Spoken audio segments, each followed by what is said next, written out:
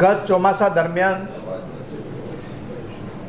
ભારે વરસાદ થયો હતો અને એને કારણે સૌરાષ્ટ્રના અમુક જિલ્લાઓ અને બીજા વિસ્તારોની અંદર પૂરને કારણે ખેડૂતોના પાકને નુકસાન થયું.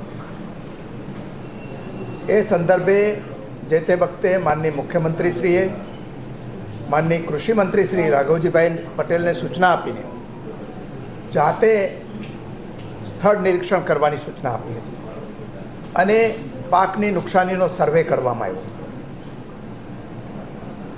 અને એ સર્વેને અંતે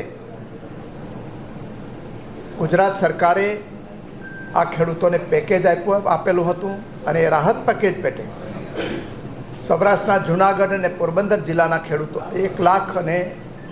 1,36,000 ખેડૂતોને 200 કરોડ રૂપિયાની રાહત આપવામાં આવી. આજે જે પ્રકારે મને માહિતી આપવામાં આવી છે એ પ્રમાણે 8,500 રૂપિયા SDRF ફંડ પેટે આપવામાં આવ્યા હતા અને રાજ્ય સરકારે પોતાના બજેટમાંથી વધારાની 2,500 રૂપિયાની જાહેરાત હેક્ટર દીઠ કરી. મારા પ્રશ્નના જવાબમાં માનનીય કૃષિમંત્રીશ્રીએ આજે જણાવ્યું કે હવેથી જે અત્યાર સુધી અધિકારીઓએ જાતે સ્થળ ઉપર જઈને સર્વે કરવો પડતો હતો એને કારણે ખૂબ વિલંબ થતો હતો અને એમાં જજમેન્ટ એરરને કારણે પણ ખેડૂતોને અસંતોષ રહેતો હતો. પરંતુ ગઈકાલે જ માનનીય મુખ્યમંત્રીશ્રીએ કમાન્ડ એન્ડ કંટ્રોલ સેન્ટરની સ્થાપના કરી છે અને એ પ્રમાણે હવેથી ગુજરાતના પાકોનું સર્વેક્ષણ છે એ ડિજિટલી ઇસરો મારફતે સેટેલાઇટ મારફતે થવાનું છે અને એને કારણે કોઈ માનવી આ સર્વેક્ષણની અંદર કોઈ પણ પ્રકારની માનવી ભૂલ રહેશે નહીં.